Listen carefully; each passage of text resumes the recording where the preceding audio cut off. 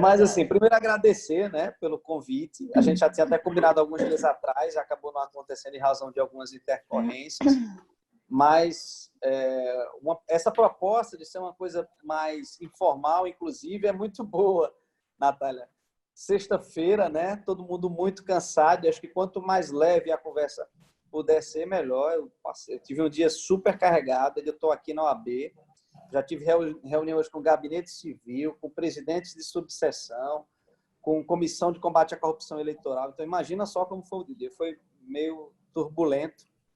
Então, mas agora você vai pegar as energias aqui boas do Fala Tu, essa galera que já entra aqui, todo mundo assim, ansioso por positividade, por lições positivas. Tem que prometer primeiro entrar na corrente do RPV. Corrente do RPV. Eu tenho uma boa história quanto a essa aí. Você sabe que o primeiro precatório da minha vida eu devo receber esse ano? Quase 18 anos. Nossa, que alívio! Se der certo, tomara que dê certo. Está escrito. Não sei se depois de 18 anos eu vou receber uma coisa. Se for federal, tá bom. Se for estadual, vai demorar mais uns 2 anos aí. Leandro, o seu tem quantos anos? O do Leandro é ótimo, minha gente. Ele chora à toa. De 2017. Um RPV. De 2017 é porque... É Justiça do Trabalho. Perfeito. É da JT, é? É. Mas é estranho isso aí, não? É contra o Estado, é? Contra o município. Foi protelando. Na verdade, antes era precatório. A gente já abriu mão de um valor para poder virar RPV. E depois que abriu mão desse valor para virar esse RPV, tem desde o ano passado. Poxa, que estranho. Depois pega esse número do RPV dele, Natália, para a gente ver. Agora vai. Tá jogo bom danado. Agora vai. Presidente, peraí que eu tenho uns RPV. Isso, logo faz um aparato aí que a gente marca uma reunião lá com o pessoal da PG. Menino, conta sua história, senão você vai ficar resolvendo problema de controle. Mas então, a minha história é uma história muito, muito simples, tá? Eu não vim de berço de ouro. Então, ali, quando eu estava entre os 14 e 15 anos, eu não sabia qual o meu caminho, qual era o meu destino. Eu tinha dúvida, como eu sou meio tradicionalista, eu estava em dúvida de medicina, que eu jamais acho que ia conseguir cursar por conta de problemas financeiros, engenharia e o curso de direito, né? E dos 3, eu acabei indo para o direito, porque eu acho que eu sou um eterno romântico e acho que o direito é aquilo que mais se aproxima dos meus propósitos, né? Que era sempre contribuir com as pessoas, justiça social, enfim. E aí estava indo tudo muito bem. Eu era um aluno, não era um aluno do CDF, eu era um aluno, gostava muito de estudar, mas também gostava muito de fazer umas farrinhas, que faz parte, né? E acho que isso é super importante, tá? Acho que o ensino hoje, o conteúdo acadêmico representa nem metade do seu sucesso. O seu sucesso depende de uma série de fatores. Então, você precisa estudar, mas você precisa também fazer relacionamento, você precisa se comunicar bem, você precisa ter outras leituras que não somente jurídicas. E aí, fui fazer o curso de Direito, tá? O que acontece? Eu acho que vocês sabem, eu sou de Arapiraca. E naquela época não existia o curso de Direito em Arapiraca. Então, eu vim para Maceió no exato dia que eu completei 17 anos da minha vida. Então, eu vim para Maceió, vim morar com um tio meu aqui em Maceió. E confesso que eu passei por grandes maus bocados aqui, porque eu não tinha recurso financeiro, né? Durante o período os 3 primeiros anos de faculdade, eu me dividia entre estar na faculdade e eu era feirante com meu pai. Amei já saber disso. Porque eu também sou feirante já foi muito tempo. Eu me emociono toda vez que eu falo nisso. Porque foi um momento muito difícil. Tá? O meu pai tinha, até pouco tempo naquela ocasião, meu pai tinha alguns recursos, mas ele quebrou naquela virada ali do RPV, da mudança do RPV para o real. Ele quebrou e a gente passou por muita privação. E foi exatamente logo depois, quando eu precisei fazer o curso dele. Ele adoeceu. Então, ele não conseguia dirigir, para vocês terem ideia. E eu não tinha habilitação. E eu ia para o interior para rodar com ele nas feiras, dirigindo sem habilitação. Tinha nem tamanho. Eu nunca fui grande, imagina naquela época. E foi uma época muito interessante, assim, porque foi ali naquele momento em que eu percebi que ou era eu, ou era eu.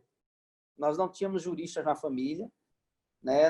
Eu não conhecia juízes, pronto, eu não conhecia ninguém. Mas eu tinha muita disposição, assim. Eu cansei de dizer para ele, pai, não se preocupa que a gente vai superar essa parada aí. Teve uma vez, inclusive, acho que em 99 por aí, que quando eu estava quando eu estava voltando para Maceió, num desses finais de semana, minha mãe começou a chorar e disse que eu não podia voltar. Porque ela não tinha nenhum dinheiro para me dar. Ela tinha R$5 para entregar. Eu tenho R$5, eu não tenho como mandar você para fazer. Eu passei no curso da Federal aqui, na Universidade Federal, e é muito longe, né? A Federal você precisa, para chegar lá era muito difícil. Eu contei muito, inclusive, com os amigos para poder pegar as caronas. Aí a minha mãe botou para chorar. Cara, mas como foi difícil aquele dia. Acho que foi um dos dias mais difíceis da minha vida. E ela, eu não tenho como mandar você. Eu peguei, sabe, tem quanto? R$5. Então me dê esse dinheiro aqui e não se preocupe. Fica aqui, eu vou voltar. Aí vim embora para Maceió. Gente, o que eu andei a pé, para cima e para baixo, do centro aqui, para Cruz das Almas, que era onde o meu tio morava. Era uma loucura, foi uma loucura. Mas cada passo que eu dava, me dava mais vontade de superar. Eu disse, essa desgraça vai passar, esse negócio vai passar. Eu não sou um cara ruim, eu tenho bons propósitos, eu estou fazendo o que eu gosto e vamos lá. Aí, pois bem, luta, né? Quando foi na metade da faculdade, eu não continuava sem conhecer ninguém assim, da área de direito aqui em Maceió. E quase me bateu um desespero. Eu me lembro que eu fui uma vez a um aniversário no Aldebaran dos amigos, porque os amigos, assim, em regra, os amigos que fazem o curso de Direito, pelo menos lá na Universidade Federal naquela época, eram gente muito, muito bem de vida, digamos assim, né? Então, você tinha filho de promotor, tinha filho de juiz e eu lá no meio, filho de feirante lá no meio. Aí, cheguei na casa desse pessoal e a gente começou, me deram com uísque. Imagina só, você dá o uísque a um garoto que nunca bebeu essa desgraça, esse negócio. Hoje eu gosto, né? Hoje eu posso, mas na época, se eu tomasse aqui, eu ficava doido. Fiquei louco, cara, mas fiquei louco. E o pior é que eu acabei derrubando a garrafa. A garrafa até bem no chão, quebrou tudo lá. Tipo, meu Deus do céu, você não acredita, eu comecei a chorar na festa, envergonhado, me sentindo deslocado, não sabia o que eu estava fazendo ali. E aí o pessoal me leva lá para fora, calma, calma. Até a mãe, a dona da casa, me chamou, me levou lá para fora e eu me aperreado. Gente, eu estou envergonhado, o que é que eu estou fazendo aqui? Vocês têm parentes que podem dar alguma coisa. Pô, meu pai está me esperando para dar feira em Arapiraca e eu não devia estar aqui. Aquela crise existencial que dá, né? Que faz parte. Estava fazendo parte. E aí a minha faculdade... Aí quando foi depois do terceiro ano, eu preciso fazer alguma coisa, eu preciso me mexer. Eu preciso dar um jeito, eu preciso cascavilhar. Fui na UAB. Naquela época. E confesso que naquela ocasião eu não fui assim bem acolhido. Eu não consegui falar com nenhum diretor, não consegui falar com ninguém. E aí, naquele dia, eu disse que se um dia eu estivesse aqui, isso jamais ia acontecer. Foi loucura. Né? E aí um amigo meu me chamou. Aí eu fico emocionado. Você mandou falar um negócio desse, você errou no tema, pelo amor de Deus. É o melhor tema, presidente. É o melhor tema. Que a gente vê você aí, a gente sabe do seu trabalho, mas a gente quer saber também da sua luta, porque a gente inspira a gente aqui. Os meninos, a maioria que está começando, o pessoal também já está chorando junto. Respire. Aí, mas é muito importante para nós. Emocionando a gente. Se eu já gostava do nosso presidente, com essa humildade, agora que eu admiro mais ainda. Porque se é uma coisa que eu admiro nas pessoas, é a humildade. É a humildade, verdade. Pois é. Ele é um gigante não pequeno. Não adianta você querer ser melhor do que ninguém, isso é uma grande tolice, né? A gente carrega a sua missão. E quando fala de emoção, no meu juramento me chamou de chorona. Lembro disso. Aí, Eu agora estava com a bandeira do Brasil aqui. Isso foi cilada. Isso foi uma cilada. E aí, eu sei que o que importa o coração de cada um da gente é que Deus conhece o nosso coração e Ele sabe das nossas lutas que nós travamos diariamente.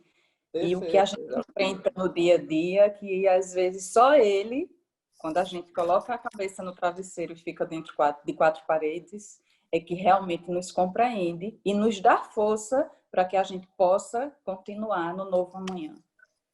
Isso é admirável. Perfeito. Parabéns. É isso aí, Yolanda. Compartilhamos. Sigamos. E aí, o que aconteceu? Eu tenho muita coisa para contar amigo hoje, meu, mas hoje os ouvidos são... Yolanda, eu vou lhe convidar, viu, por falar tudo. Você vai ser uma convidada. Eita, menos. Aí, nisso, quando foi no terceiro ano, mais ou menos, depois do terceiro ano, vários amigos meus já tinham estágio. Acho que 2/3 da sala já tinha estágio. E eu nada, zerado. Meu Deus do céu. Então, quarto ano, mais ou menos, e eu nada. Disse, meu Deus, o que é que eu vou fazer? Aí tinham alguns amigos que estavam estagiando na Defensoria Pública. Na época não era nem Defensoria Pública, era uma coordenação da Procuradoria de Estado que desenvolvia as atividades de Defensoria Pública. E aí esse amigo meu disse, seu bicho, eu preciso fazer um estágio. Ele disse, vamos fazer o seguinte, você vai comigo, que eu tô lá. Você se engancha lá e a gente vai ver se você decola lá. Eu disse, mas não precisa de um cadastro, né? Disse, depois você tenta resolver. Aí assim eu fiz. Fui para lá. Eu disse, agora aqui eu me agarro nessa mesa, eu não saio daqui de jeito nenhum, nem sob porrada. E assim eu fiz. Todo dia eu descia da UFAL e ia lá para a Defensoria Pública. Ela funcionava lá no Sobral, na Praia da Procurador, na Praia do Sobral, ali na Procuradoria-Geral do Estado, no setor. E aí eu chegava lá, eu não almoçava, tá? Chegava lá, pau. Precisava mostrar serviço. Eu precisava ser notado. Alguém precisava ver que eu estava ali por omissão, por dedicação. E aí, pau, ficava lá até 6, 7 horas da noite, até ir para casa, né? E aí, de alguma forma, eu fui percebido, graças a Deus. O Tutimés, que hoje é presidente do Tribunal de Justiça, desembargador, ele era o coordenador dessa procuradoria. E tinha lá também uma alma fantástica, que era o Milton Jorge, era um procurador de Estado. Um sacerdote da assistência judiciária gratuita. E esse cara começou a perceber a minha dedicação e começou, inclusive, gente, a pagar o meu almoço. Começou a pagar o meu almoço. Depois de 2 meses, eles começaram a pagar o meu almoço para poder eu ficar lá o dia todo. Então, eu descia da UFAL, ficava lá e ia até 7, 8 horas da noite, né? Depois, com o tempo, eles até começaram a me dar carona para casa. Então, assim, comecei a me sentir acolhido. Então, foi uma luz para mim. E a passagem pela Defensoria Pública foi fantástica, porque ela mostra exatamente aquilo que você não vai encontrar nos livros, né? Que é a sensibilidade, é o humanismo, é o propósito do direito. Tá? Quem acha que o propósito do direito é ganhar dinheiro, não é. Isso é uma consequência natural do trabalho e do esforço que a gente desenvolve. Mas o propósito do direito é realizar a justiça. Então, a Defensoria Pública é como se fosse um SUS. É um hospital, um HGE, em que as pessoas chegam lá desesperadas, precisando de um apoio, e ali a gente começa, de alguma forma, a ajudar, né? Então, eu fiquei apaixonado pela Defensoria Pública. Passei 2 anos lá dentro, me formei, quando me formei ainda estava lá. Logo em seguida, eles me deram um setor para eu coordenar, e aí eu comecei a receber uma graninha. Eles tiravam do bolso, na verdade, não era um cargo comissionado, mas eles tiravam, o Tutimés tirava uma grana e o Milton tirava uma grana, e eles me pagavam para poder me sustentar minimamente. Eu apresentei um projeto para o Ministério da Justiça e aí consegui viabilizar a remuneração de 20 estagiários na Defensoria Pública naquela época. Não era formado ainda, mas fazia tudo. A gente fazia de tudo. Fazia núcleo de estudo com os estagiários. Foi um momento muito legal.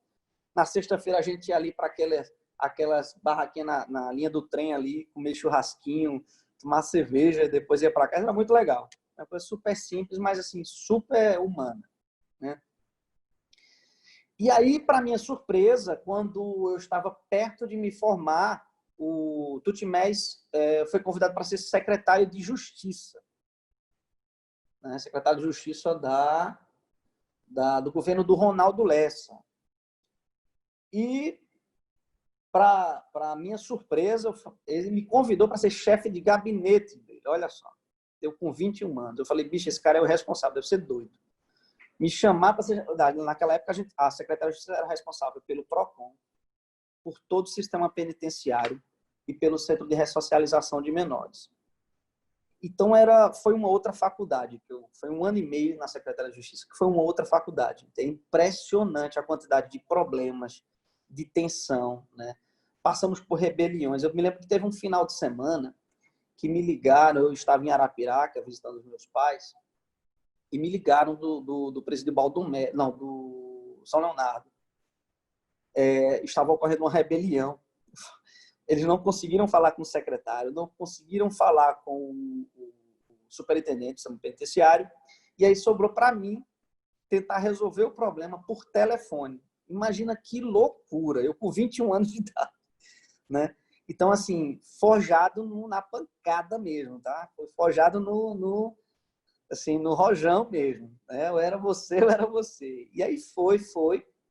Ficamos 1 ano e meio, fiquei 1 ano e meio na Secretaria de Justiça. Foi um momento também, foi uma outra faculdade da vida. E ali eu pude criar uma rede de relacionamento, porque eu comecei a conhecer juízes, promotores. De alguma forma, você é inserido no processo, né? No sistema de realização de justiça.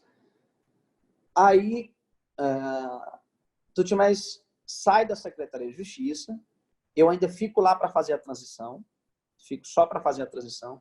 Me convidaram para continuar, eu falei que não, né? Porque aquilo não era... Eu até precisava do salário, eu ainda estava começando a minha vida, mas não era justo eu ficar lá, porque eu fui colocado lá por uma pessoa e a minha lealdade era ele, então... E aí eu fiquei 1 mês lá fazendo a transição. Quando foi em seguida, aí Tutimés e Milton, esses 2 procuradores que me acolheram, resolvem abrir um escritório, né? E me convidam para trabalhar no escritório. Vejam, tudo isso, gente, à base de muito trabalho, de dedicação, de renúncia, de amor àquilo que você está fazendo. Não foi outra coisa. Não foi outra coisa. Nunca tentei passar por cima de ninguém. Não acho que seja correto, né? Então, sempre foi assim, mostrando serviço. Você sempre está ali. Se você precisar derrubar um muro, você me chama que eu vou estar lá. Se você precisar forrar uma laje, né, como chama, me chama que eu vou estar lá. Eu vou estar lá para trabalhar. Foi uma coisa que eu aprendi desde cedo. Foi trabalhar. E não querer ser melhor do que ninguém. E eu continuo pensando dessa forma. Eu não sou melhor do que ninguém. Se eu estou na presidência, estou cumprindo uma missão e só isso. Né? Precisamos, inclusive, trabalhar os próximos, enfim. Aí começamos o escritório. Lá no Farol. Comecei a desenvolver a minha atividade. Aí fui chamado para ser assessor jurídico da CARP. Depois eu passei a consegui fechar um contrato com o Sindicato de Hotéis, Bares e Restaurantes. Né? Fiquei lá um bom tempo também. E aí, quando foi, acho que uns 5, 6 anos depois, Tutimés resolveu se candidatar para ser do 5º Constitucional. Eu falei, me ferrei, né? Porque até então eu era mero estagiário, né? Eu era discípulo ali.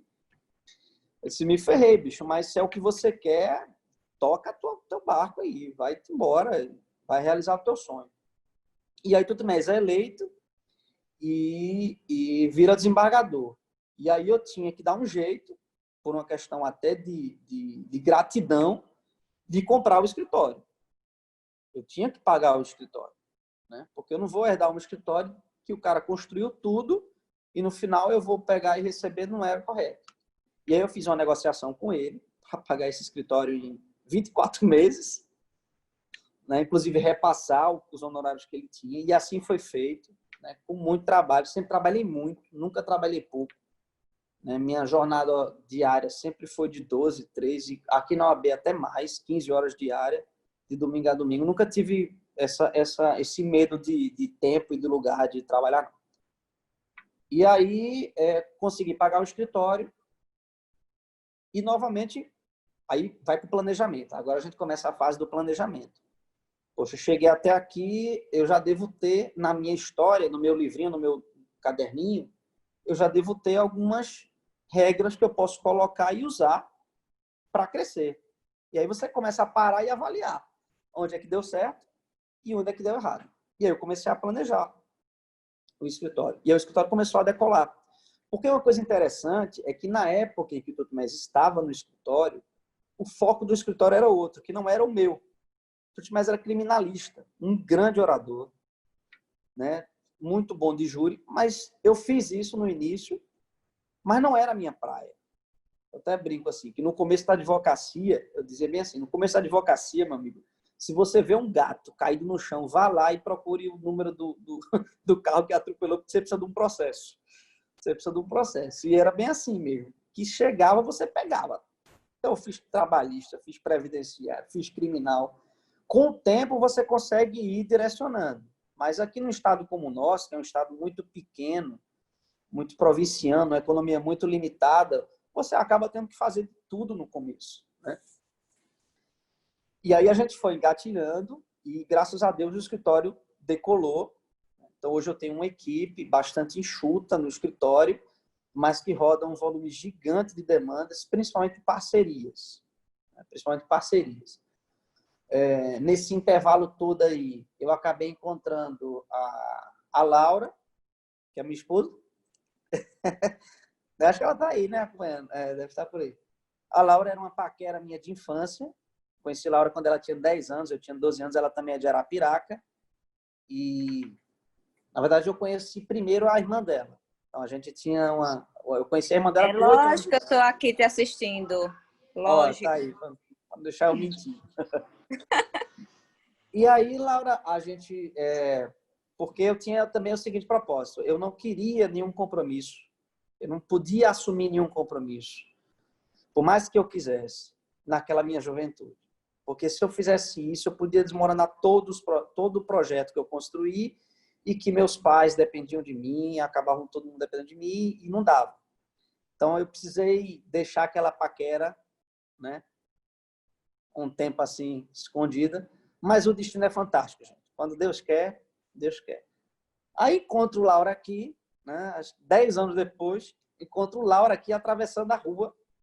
Eu tinha comprado meu primeiro carrinho, era um Corsinha, todo pelado, só tinha 4 rodas e pronto. Não tinha nem desembaçador traseiro. Aí eu encontro Laura, parei toda, me achando, né, bonitão. Baixei aquele vídeo que faz assim. Quer carona? Ela ficou meio assustada, sem reconhecer quem era. Aí, sabe, me chama de Juninho, né? Porque lá em Arapiraca, a turma da antiga me chama de Juninho. Juninho, aí ela entrou no carro e eu dei uma carona para ela.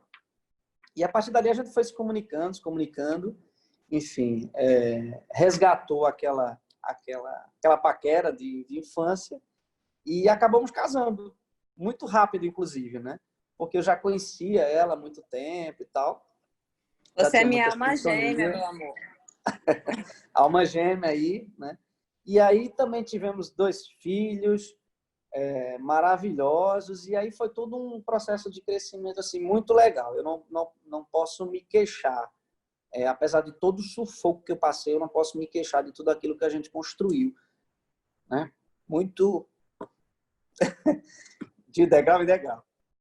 Mas, aí depois de tudo isso, mais um passo me foi dado. Perceberam de alguma forma, eu não sei o que, perceberam em mim a possibilidade de participar do sistema OAB. E aí Felipe Sarmento, que é uma grande liderança nacional hoje da advocacia, a Natália sabe disso, um cara genial, me convidou para integrar a chapa do eleição com o Thiago Bonfim em 2012. Eu não conhecia nada de ordem, assim, eu participava da OAB, mas a lembrança que eu tinha da OAB foi aquela de quando eu fui lá, que eu precisava de um socorro e não tive. Então, eu conhecia muita gente da OAB, mas não tinha um apego, né? Aí, disse, bicho, eu estou dentro, veja o que vocês precisam de mim. Aí, do mesmo jeito, tome trabalho. Tome trabalho, tome trabalho, tome trabalho. Na hora de montagem da chapa, eu não sabia nem onde ia parar. E aí você tinha os principais cargos, né? Os principais cargos, os mais, digamos assim, os mais importantes. E aí, de repente, o pessoal chega para mim e diz, você vai ser o presidente da Caixa de Assistência. Aí eu falei, hã? Primeiro que eu nem sabia o que era Caixa de Assistência, tá? Segundo que depois, quando eu procurei me inteirar, a Caixa de Assistência era simplesmente um dos órgãos mais importantes do AB. E pior, ele estava mal das pernas. Ele precisava de gestão. Precisava ser ressuscitado, revitalizado. Eu falei, cara, você topa? Eu falei, meu amigo, eu tô aqui eu já falei, se for para construir muro, a gente constrói, bota aí. E aí me levaram para o presidente da Caixa, nós ganhamos a eleição e da mesma forma eu entrei com o pé no chão e com projeto. Né? Pegamos uma Caixa que naquela ocasião tinha um débito de um plano de saúde antigo de R$300 mil, e aí saldamos esse débito e construímos toda essa estrutura hoje em parceria com a OAB. Né? Você tem ideia, essa sala que eu estou aqui na presidência foi tudo aparelhada pela Caixa. Né? Todas as salas do interior foram aparelhadas pela Caixa. Os times de futebol foram criados pela Caixa de Assistência, são 14, e a Natália aí sabe muito bem disso, que é fera. Nosso time feminino é reconhecido nacionalmente. Inclusive, quando a gente chega nos eventos de fora, aí eu brincava, abram as portas que o time do de menor está chegando. Eles me chamavam de menor, né? Porque a turma normalmente... Todas as competições nacionais, imbatíveis ainda. Abre as portas que o time do de menor está chegando. Aí todo mundo ficava logo tremendo. E os nossos times eram muito fortes. É verdade, viu? O time das meninas até hoje imbatível. Né? A meta hoje de qualquer time nacional, de qualquer seccional, é bater o time feminino de Alagoas. Não, eles não querem nem ganhar o campeonato, eles só querem ganhar da gente. Exatamente. Né, Joana? Isso mesmo, o objetivo é esse. Eles estão se juntando agora, Nivaldo, para quebrar a gente nos jogos anteriores, para a gente não conseguir chegar com um time apto na final. Bem assim. Natália. E a torcida mas as meninas contra, né? Muito. E a torcida sempre contra. A torcida é maravilhosa, né? Laurinha, inclusive, torcedora, eu juro. Lá na torcedora de carteirinha. Os outros times estão sempre contra, mesmo torcendo contra, né? Todo mundo torce contra a gente, né? É o time a ser batido. E mesmo assim, a gente sempre chega com humildade. No Brasil. E a gente chega com humildade, sem soberba, pé no chão. Eu falei, o show tem que ser em campo. Isso. Teve uma vez que a Marinela quase foi presa lá no Rio Grande do Norte, Natal. O juiz quase manda chamar uma... Impugnando o árbitro. Marinela impugnando o árbitro. Mas assim, então aí eu me encontrei acabei me encontrando também num projeto muito especial, que foi esse da OAB. E eu acho que todo mundo tem que se doar um pouquinho para essa instituição, gente. A nossa força vem da instituição. Né?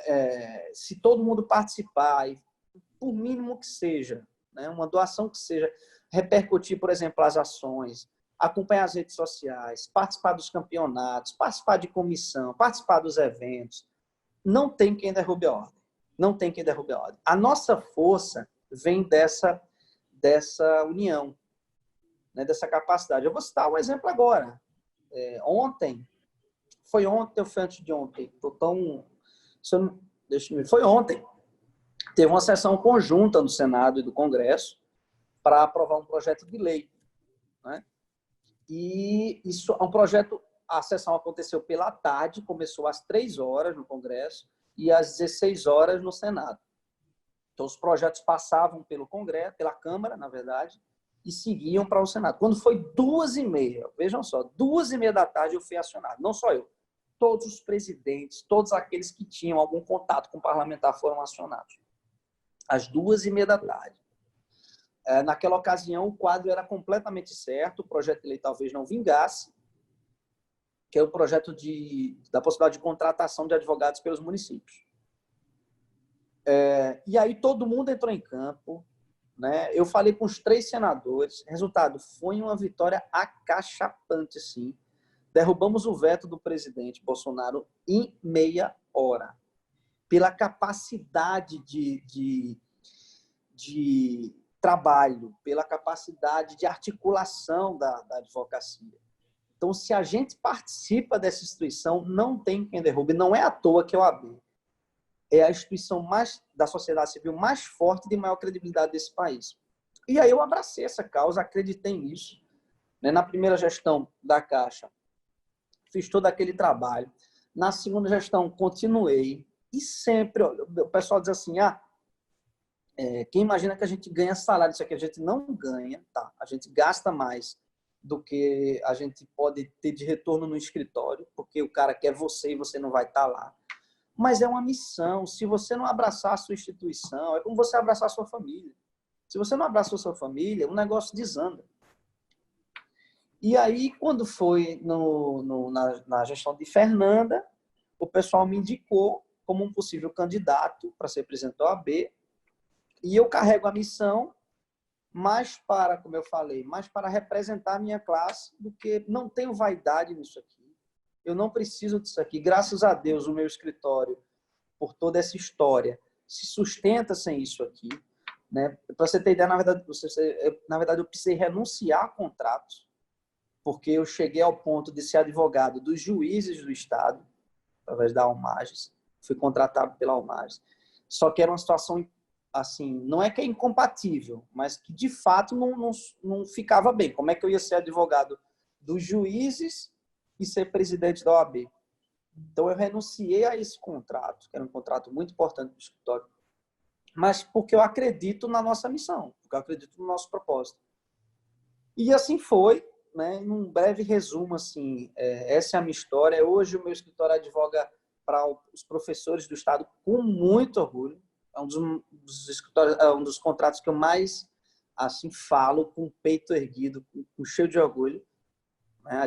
Advogar para os professores, que é a profissão mais nobre que possa existir. Advogo também para alguns hotéis aqui na capital. Advogo para o pessoal da Universidade Federal. E por aí vai. Entendeu? Boa parte hoje das demandas a gente gira através de parcerias. Acho que essa é a nova tendência. Você diminui o custo e você consegue montar time. Porque uma grande ação, você não ganha uma grande ação sozinha. Acabou aquela ideia de que um processo é um ringue, em que entra um e entra um outro. Quando o jogo é grande, você tem que botar time. Você precisa saber quando é que você vai botar um goleiro, você precisa saber quando é que você vai botar um atacante. E é isso, na maioria das vezes, que eu faço, quando eu sou procurado. É montar time. Né? Para entregar um resultado rápido e eficiente para o meu cliente. Então, acho que acabei falando demais, eu não sei se eu me perdi no tempo, me empolguei, chorei, eu falei da minha mãe, do meu pai, da minha mulher, do meu menino. Tem tempo não, rapaz, aqui a gente não tem tempo não. Mas estou aberto aqui assim, a gente aqui na OAB, a gente recebe muita crítica, a gente às vezes nem sabe o que está acontecendo, né? Sobre que essa semana, inclusive, estava tendo um murmurinho na frente dos advogados trabalhistas.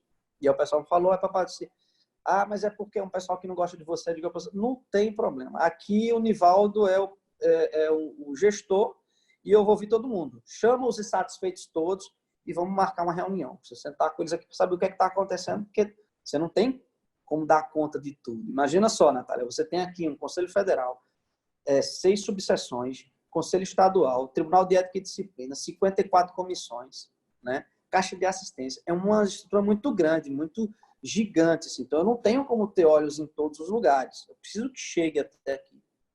E aí eu recebo sempre as críticas, por mais ácidas que sejam, eu recebo sempre como eu transformo aquele suco de limão numa limonada. Eu procuro fazer isso. Então, chama o pessoal, tá?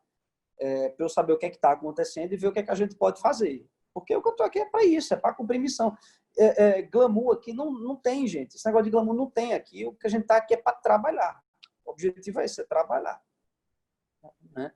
Tem projeto muito grande, tem coisa que foge da nossa alçada, né? Tem problema que depende do judiciário, tem problema que depende da polícia, tem problema que depende do sistema penitenciário. Mas o que eu garanto é que se chegar aqui, pelo menos a gente vai tentar, a gente vai correr atrás. Verdade. Eu sempre, Nivaldo, inclusive por lhe conhecer assim, quando às vezes nos grupos alguém perguntava, queria falar com o presidente e tal, como é que eu faço? Pô, o ideal é você agendar, mas está aqui o contato dele, então sempre passei seu contato pessoal para todo mundo, assim, porque sei como você é. Agora, óbvio, a gente tem que entender que existe uma agenda, né? E você tem que estar atendendo todo mundo. E aí, às vezes, eu digo, não, entre em contato com a Graceli para poder agendar e tal, mas sempre conhecendo esse perfil, né? Eu conheci, gente, Nivaldo, não conheci ele como na primeira gestão da Caixa de Assistência, porque eu só entrei, digamos assim, no sistema mesmo OAB de forma forte. Votei em Tiago Bonfim, mas não fiz uma campanha para Tiago Bonfim. Tiago Bonfim foi meu professor. Mas quando Marinela, eu até contei isso no dia que Marinela veio aqui, quando Marinela foi ser a candidata, eu entrei assim de cabeça, e era também naquela época que eu tinha decidido entrar de cabeça na advocacia, e comecei até a fazer o que o Nivaldo falou hoje, assim, enxergar que a minha advocacia ela não é simplesmente atender meu cliente e receber meus honorários. Eu dependo da minha classe ser forte, eu dependo que meus colegas estejam fortes, eu dependo. Então, se eu tenho algo a contribuir para que todos nós possamos ser melhores e que, quem sabe, um dia também a gente formar uma parceria, né? É aquela troca que ela acontece de forma natural, sabe? Quando você trabalha com coisa legal, quando você trabalha de coração aberto, você, né, tenta realmente fazer algo, como você falou, Nivaldo, assim, por bem. A gente sabe que a gente não agrada a todos nunca, é impossível, mas a gente tenta sempre fazer o melhor, né? E aqui eu estou falando assim, quanto ao meu trabalho na instituição, né? Eu me dedico muito também, né? Fico sempre buscando projetos novos, coisas novas, tal. Mas e aí o povo me pergunta, né? Sempre, Natália, você está ficando doida? Você vai fazer outra coisa? Mulher, pelo amor de Deus. Se eu ganhasse dinheiro pelos meus trabalhos voluntários, eu já estava aposentado. Porque eu tenho mais trabalho voluntário do que às vezes. Não é que eu tenho, é que às vezes o tempo durante a semana do meu trabalho voluntário ele toma mais minha agenda do que às vezes, né, o que eu preciso fazer no escritório, né? Fica apertado. Então, assim, eu me lembro uma vez como uma missão, né? Exatamente. Eu me lembro uma vez, eu acho que o que a gente precisa fixar na cabeça é que cada um carrega uma missão, tá? E uma missão nobre. Acho que é isso, você tem que se apegar a uma missão nobre. Uma vez a gente teve um evento aqui da Comissão de Bem-Estar Animal, da Rosana, e foi espetacular esse evento. A gente encheu aqui a nossa sala do conselho com várias instituições de pessoas que cuidam, né? Que procuram tratar dos animais. E eu me lembrei de uma fala que eu achei muito interessante. O pessoal diz assim, as pessoas perguntam a gente se a gente é louco. Porque o que a gente ganha com isso? Pegar animais na rua, levar para casa, se endividar, porque ninguém chega junto, né? Para cuidar de animal que não tem dono. Mas a gente tem um amor impressionante para os animais. Isso é missão, gente. Cada um carrega uma missão. Procure enxergar aquilo que efetivamente você ama, né? E faça acontecer. Faça acontecer. Seja em que frente for, desde que seja para o bem. Então, essas nossas comissões aqui, eu falei desde o início, eu não quero comissão, não me interessa a comissão. O nome é comissão, mas o que me interessa é time. Eu quero time, eu quero gente que tenha amor com cada causa, seja com idoso, seja com deficiente, seja pela causa da mulher, seja com bem-estar animal, porque cada um carrega uma missão. Isso é muito importante. Você não pode... o que tem me preocupado muito nessa sociedade contemporânea é o individualismo. A gente parece que retroagiu há 400 anos atrás, para aquela época do egocentrismo que a gente estudava nas aulas de história. De alguma forma, a sociedade hoje procura mais se preocupar com o próprio umbigo e não percebe que a força vem do coletivo. Então, essa missão é fundamental a gente levar. De fato, eu tenho dezenas de reuniões por dia. Mas vejam só, o meu telefone, como falou Natália, é o meu telefone. É meu telefone pessoal. Eu não peguei um telefone da instituição, né, porque eu ia deixar de ser o Nivaldo. Então, eu recebo 500 mensagens por hora. A Laura sabe, eu recebo 500 mensagens por hora.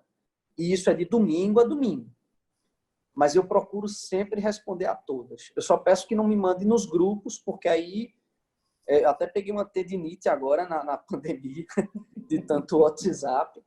Mas eu sempre procuro, eu respondo pelo menos 95% das mensagens que eu recebo, que é o canal mais direto, mais rápido e mais objetivo para eu atender a todos aqueles que de alguma forma precisam de um contato comigo.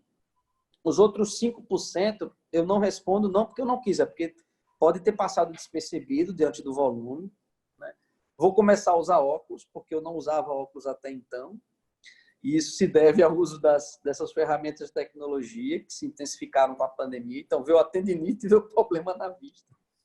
Mas o meu telefone é o meu telefone pessoal. Né? Todo mundo tem meu telefone, todo mundo sabe o meu telefone. Não escondo. E é isso, exatamente para cumprir a missão. Eu acho que cada um tem que levar essa responsabilidade, né? Se a gente recebeu da sociedade esse dever, se os nossos pais nos confiaram essa responsabilidade, a gente tem que devolver um pouquinho, pelo menos o orgulho, né? E a certeza de que a gente pode contribuir aí com a sociedade, com a nossa advocacia. Verdade. É isso aí, Nivaldo. Sobre mensagem, eu super entendo. Eu tenho um monte de grupo. Mas, gente, abri a palavra aí para vocês. Hoje é vocês. Querem fazer pergunta aí para o Nivaldo? Vamos aproveitar nosso convidado, hein? Nada de timidez.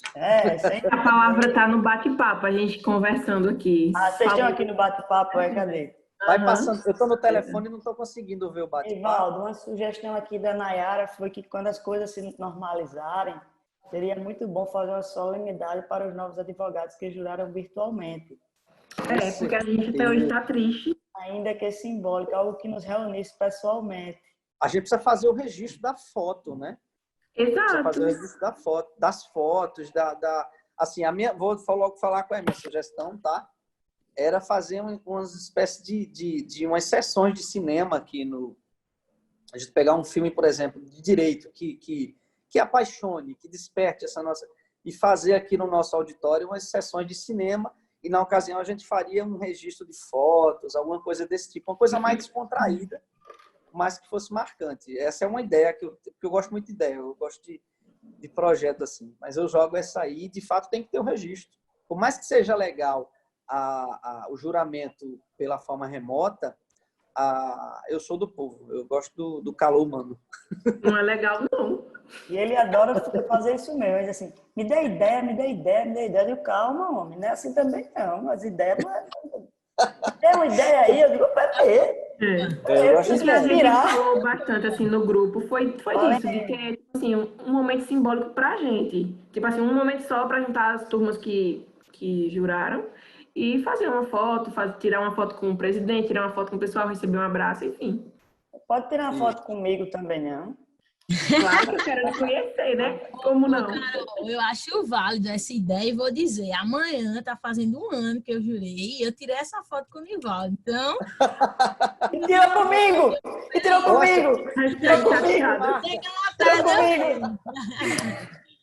É importante, Nivaldo, né? Todo mundo... É muito bom, né? De pegar a carteira da OAB, né? Então é interessante que a gente consiga fazer alguma coisa, mesmo que seja simbólico, você já com a carteira, né? Mas para abraçar o presidente, encontrar a Natália também, a Natália sempre está lá. Quem me conhece sabe que eu sou festeiro, né, Natália? Eu sou festeiro. Eu adoro festa, eu gosto de beber. Laura me deixa beber porque eu sou um bebo bom, eu não sou um bebo ruim. Eu compro a bebida dele.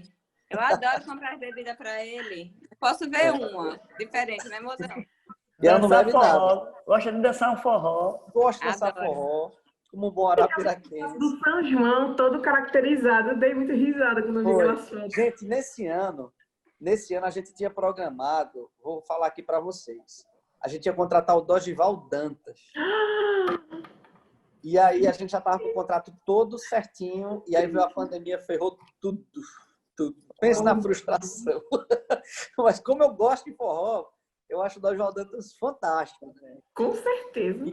Deixa! E aí o negócio desandou. Você vem contar isso agora. Vai deixar. Vai deixar que ele vem. Deixar que ele vem. Deixar que ele vem.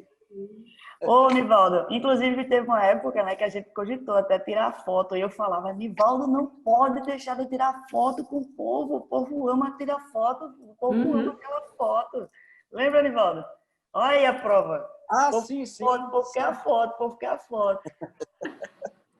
E aí, gente, o que mais? Um momento simbólico, não é? Então, eu acredito que não tem essa pessoa que não goste de sentir esse gostinho de ter aquele momento. Aquela mão estirada assim, ó. Isso. E a gente nós somos nordestinos, né? A gente tem esse calor, essa coisa assim. A gente tem essa característica. Isso. A tecnologia, ela nos aproximou muito, principalmente nesse período de pandemia. Só que fica aquela coisa muito tecnicista, e a gente é justamente isso. A gente gosta de sentir o calor. Isso. Um abraço. Isso ainda está faltando para a gente. Mas vai ter. A gente se aproximou bastante. Por exemplo, eu aqui em Delmiro Gouveia, no interior do Sertão, tô conhecendo a Natália mais do que se fosse pessoalmente. Porque eu ia só dar um abraço, oi, prazer, tchau. É verdade. E agora não, a gente conversa e ri, brinca e tudo. É verdade. Já está nomeado até presidente de comissão, viu, Nivaldo? Já está se achando aí, já tá Então, toda. Mas é bom, exatamente. Fala tu foi por causa disso, né? Porque nos grupos eu acabo não falo com o nome, né? Porque você não tem tempo de ir lá ver a foto da pessoa e depois ficar lembrando, e é muita gente. Então aqui no Fala Tu, a gente vê a carinha de vocês, e aí eu vou decorando e a gente vai trocando intimidade, uma ideia e tal, e vai fazendo essa aproximação, que eu sentia falta nos grupos por causa disso. Mas a gente tem um grupo seleto aqui maravilhoso, graças a Deus, que está sempre vindo aqui. Mas é o seguinte, vamos dar ideia para ele, gente. Vamos dar ideia para ele, que ele adora ideia. Eu adoro ideia. Ideia ousada, que ele é ousado. Eu falo sempre para os nossos amigos lá fora que nós somos pequenos, mas nós somos ousados, né? Eu uso muito essa expressão, né, Natália? E é verdade mesmo. Pô, quando a gente começou a participar dos campeonatos, Natália, de futebol, já ia mais da 10ª edição. E Alagoas de fora. Eu digo, não, isso não é possível. Oxi, com 2 anos depois já tinha 14 times de futebol. Me chamou a Ana Lídia na chincha e disse, ontem eu tenho futebol feminino. Eu digo, eita. Já que você... Uma sugestão, vocês estão falando do time de futebol que é imbatível. Eu acho que a gente pode investir também no time de pesca de praia. Nós temos assim pescadores de praia que são advogados que despontam assim no cenário brasileiro, inclusive até mundial. São referências hoje, tanto na pesca de praia quanto no surfcasting, que é uma modalidade de pesca também só de lançamento, de arremesso, que são referências e que hoje a OAB não tem nem no campeonato, naquele torneio que é realizado nas Olimpíadas, a gente não tem uma modalidade de pesca de praia, quando a gente tem uma praia maravilhosa na frente da nossa sede que poderia servir de palco para isso. E aí, a título de sugestão, fica essa ideia de formar um time de pesca de praia também, da OAB. Tem o João Lessa. Carlos Magné de onde? Aqui no Maceió mesmo? Tudo Maceió. Interessante, não sabia não dessa... A gente já foi atrás de surfista, de beach tênis. Essa eu não sabia não, essa modalidade de esporte. Isso é interessante. Tem alguns grandes pescadores que, e assim, pescadores reconhecidos a nível nacional e mundial. O João Lessa já participou de alguns campeonatos, já ganhou. Deixa eu me ver também aqui. O Pedro também, o Pedro Jorge. O Pedro Jorge não está advogando, mas ele também é advogado. Tem outros exemplos também.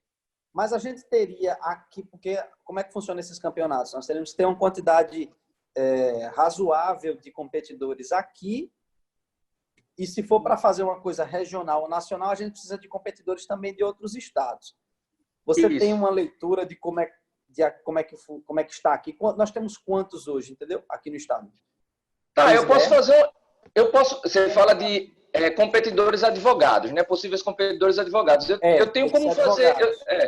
Eu tenho como fazer esse levantamento. Assim, de cabeça, de imediato, eu acho que eu lembro de uns 5 ou 6, mas eu sei que tem bem mais. Tem um boleado, que você conhece, o boleado também pesca. Não é esse competidor todo, mas pesca também. Aí vai Como eu não entendo... A única peça que eu fiz foi a sereia, Laura, minha maré. A sereia que eu pesquei. Com corcinha na manivela. Mas eu vou me Tá vendo como é lindo, meu amor? Tá vendo? Olha, é o amor da minha vida. A gente fazendo a campanha de Nivaldo e Laura Capeste com a gente, pra cima e pra baixo, nos tribunal, tudinho. Aí ela dizia, vote no meu marido é um homem bom. Laura não é advogada.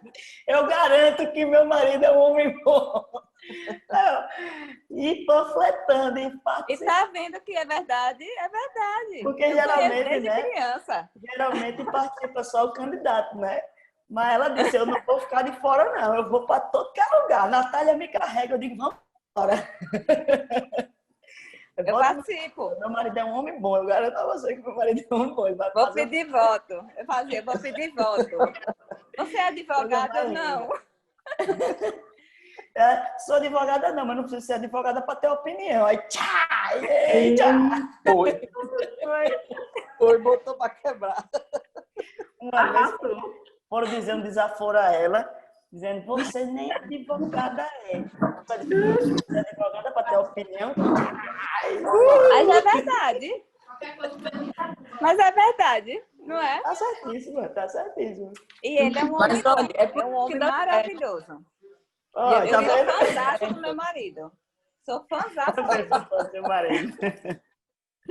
Por isso que dá certo, porque abraçam os projetos e os dois se jogam juntos. E companheiros. É verdade.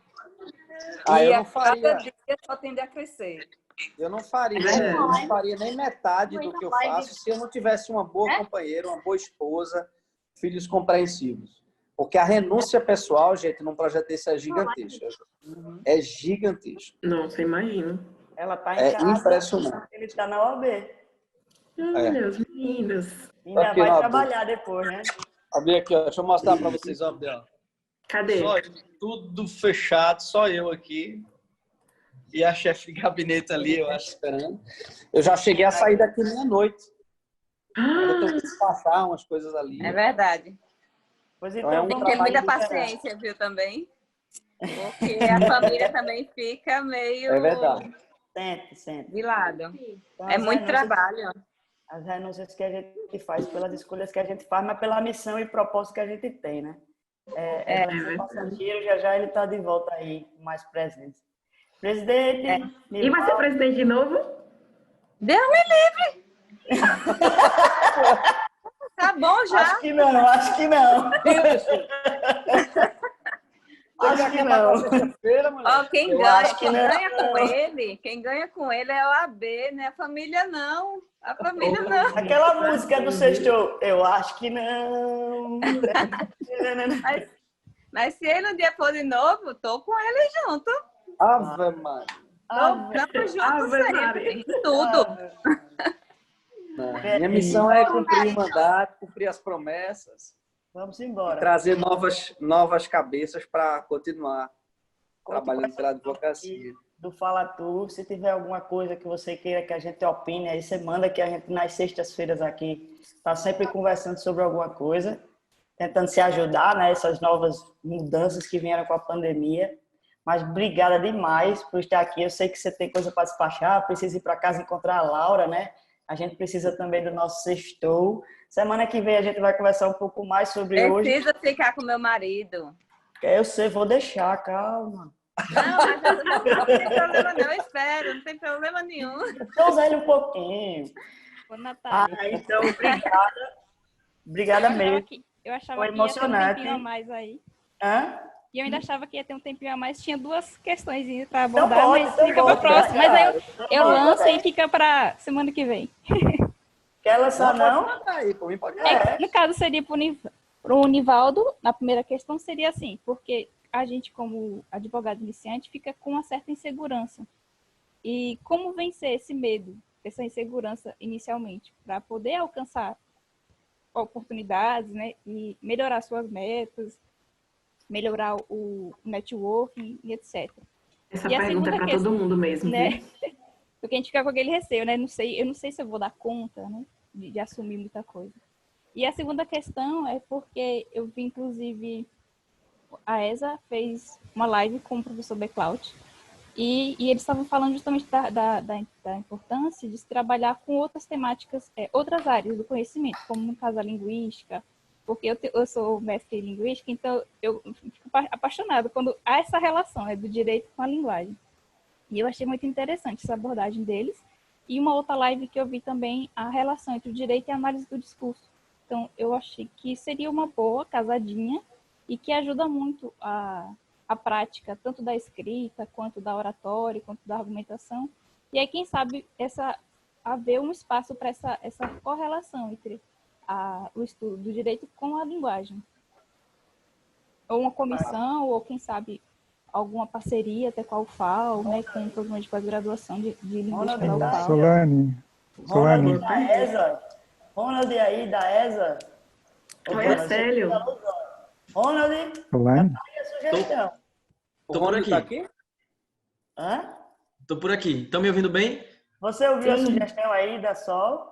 Ouvi, excelente sugestão e já anotei aqui para que a gente coloque no papel, tudo certinho. Inclusive, caso queira entrar em contato comigo, viu, Sol, eu sou igual ao Nivaldo, só tenho contato e apesar das inúmeras mensagens, que eu também sou professor, que todo mundo manda mensagem pelo menos a cada 30 segundos tem 2, mas eu sempre respondo todo mundo. E vai ser um prazer enorme, de repente, você até integrar o nosso time. Solane. Soliane. Tá convocada. Perdão. Aqui a gente dá ideia. Sério. Soliane. Interessante, Soliane, que eu também sou da linguística, entendeu? E trabalho exatamente essa temática dos direitos linguísticos. Vai ser interessante você fazer parte do nosso grupo de estudo pela Federal de Sergipe. Ai, que legal, vai ser um prazer. Nascimento. Muito interessante. E a Federal de Santa Catarina. Vamos entrar em contato. De Santa Catarina eu sabia, agora de Sergipe eu não sabia, não. E Nivaldo, responda a pergunta da menina. Achei essa ideia da linguística, eu acho super interessante. Pra vocês terem ideia, o ano passado nós criamos uma comissão de direito da moda, né?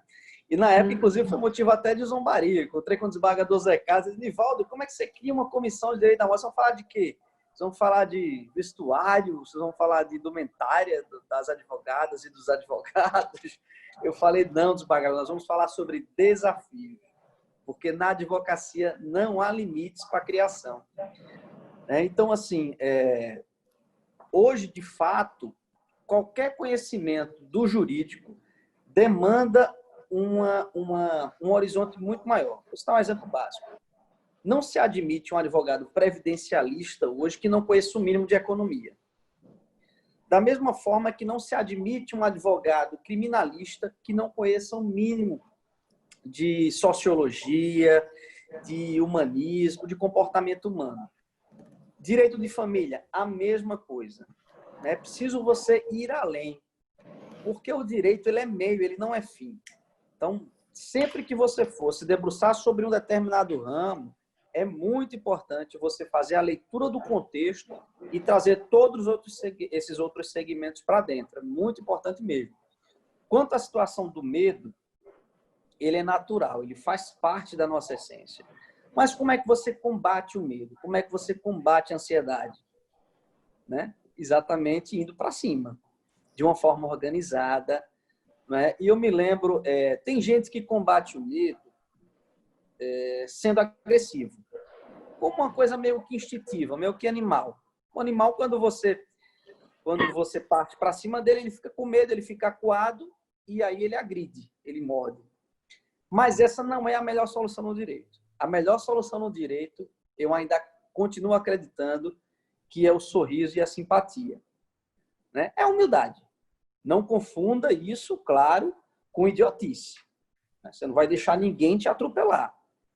É preciso você conhecer suas prerrogativas, é preciso você se expressar muito bem, mas você não pode ter... Se alguém vem para cima de você, você diz, calma, peraí, você não é melhor do que eu, não sou melhor do que você. Cada um aqui está desenvolvendo o seu papel, eu tenho as minhas prerrogativas, você tem a sua, e estamos aqui todos com um propósito que é só realizar a justiça. Abre um sorriso, estou à disposição para lhe ajudar no que você precisar e vamos resolver o problema. Então, a forma como você vai abordar é fundamental, em tudo, inclusive para você captar o cliente. Porque ele vai sentir segurança em você. O cliente, hoje, ele quer muito mais confiança do que uma resposta certa. Resposta ele vai procurar no Google hoje. Todo cliente, quando chega para você, ele já pesquisou 10 vezes o que tem no Google. Então, quando ele vai procurar o advogado, ele quer sentir essa aproximação, ele quer sentir a confiança, a credibilidade que você vai estar perto dele, né, para resolver o impasse, resolver o problema dele. Então, medo se combate exatamente combatendo o medo, né, de uma forma muito controlada. Você trabalhar o seu emocional é importantíssimo. Você precisa sempre, eu digo isso para os meus filhos, é preciso conjugar inteligência racional com a sua inteligência emocional. Nós temos hoje vários e vários gênios que estão ocupando cargos públicos, inclusive na magistratura, no Ministério Público, mas que não possuem o mínimo de inteligência emocional. E essas pessoas, em regra, com 5, 6, 7 anos, se frustram e adoecem. Né? E adoecem, porque não tiveram a faculdade da vida, não tiveram aquele experimento. Né? Então, é muito importante você sempre também desenvolver a sua inteligência emocional. Isso aí. Mais alguém quer botar uma questão? Obrigada. Não? Ou dou-lhe uma, dou-lhe duas, dou-lhe três. Todo mundo doido para abrir uma cerveja. 3, aí a Yolanda levantou o dedo. Diga, Yolanda. Natália, na realidade, se fôssemos questionar algumas coisas, passaríamos o resto da tarde, da noite. Da noite. Mas eu acho que o momento é muito oportuno para que nós possamos agradecer e render graças a Deus por esse momento rico. Esse projeto Fala Tu, você não faz ideia do quanto ele nos renova, nos revigora. E você está tendo sempre pessoas que nos impulsionam, mas ainda isso faz com que a gente consiga diariamente ultrapassar cada obstáculo para a gente continuar com confiança, com segurança. O medo chega, mas a gente vai com medo mesmo. E assim a gente caminha, a gente continua. E agradecer de coração ao presidente e a você, Natália, porque esse projeto é seu, é a sua cara, essa dinâmica é você. E deixar um grande abraço e desejar um bom fim de semana para todos. Obrigada, Yolanda. Fala, Nivaldo, antes de mim, para eu encerrar. Natália, Obrigado, Natália, só deixar aqui um comentário com relação Soliane e Joana.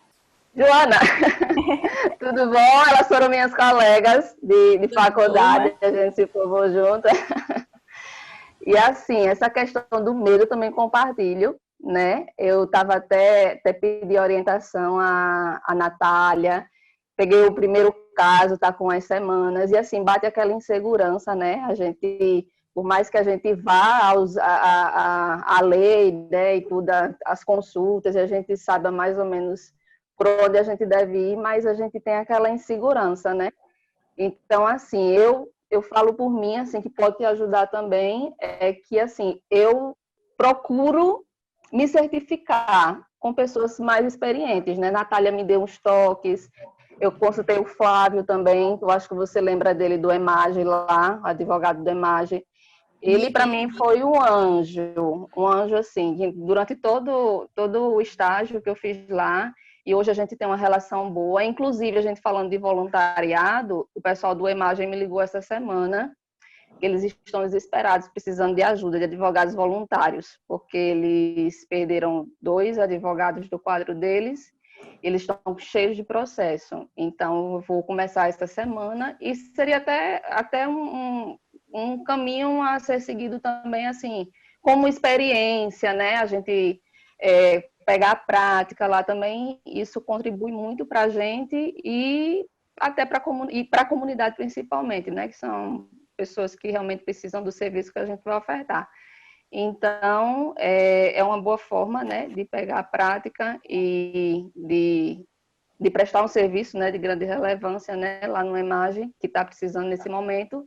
E assim, o que eu digo é procurar, né, essas pessoas que já vieram nos ajudando, e quando tem uma dúvida, não ter vergonha de estar, se você precisar, qualquer coisa que você precisar, pode ligar para mim, eu estou aqui à disposição, né? E eu fico até, eita, Flávio, estou te incomodando e tal, mas ele disse, não, de forma alguma, pode me procurar. E assim, eu senti mais segurança, eu vi que eu estava indo pelo caminho certo, de repente ele me deu um toque, aqui, ó, faz assim, e eu acho que é como os demais aqui falaram, né? Só com a prática mesmo, com a experiência, que a gente vai perdendo mais um pouquinho esse medo, né? E reafirmando assim o que a Yolanda falou, eu estava conversando com a Carol outros dias, e Natália, esse Fala Tu pra gente, assim, além de ser um momento de descontração, um momento que a gente fala sobre muitas coisas, mas para a gente que está começando é muito importante mesmo, porque traz a experiência de vocês, a oportunidade que a gente tem aqui de estar conversando com vocês, é uma oportunidade que se não fosse por esse meio aqui, eu acho que a gente só teria se a gente tivesse anos de experiência, que a gente já formasse um relacionamento mais próximo, né?